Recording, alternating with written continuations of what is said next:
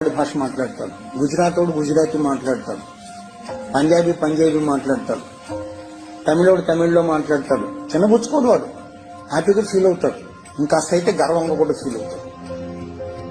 ప్రపంచంలో ఒకే ఒక్క జాతి ఉంది తన మాతృభాష మాట్లాడటానికి సిగ్గుపడే జాతి.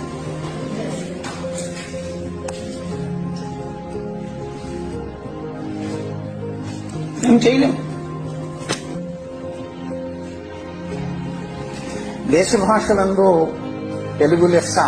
ఎక్కడో విన్నాం, కృష్ణదేవరాయల కాలంలో ఎవడో అన్నాడని ఆయన అన్నాడు. దేశ భాషలందు కాదప్ప, ప్రపంచ భాషలందు తెలుగు లెస్స. ఎందుకో తెలుసండి, అన్ని అక్షరాలు ఉన్నటువంటి భాష ప్రపంచంలో లేదు, అన్ని విడి శబ్దాలు ఉన్నటువంటి భాష ప్రపంచంలో లేదు.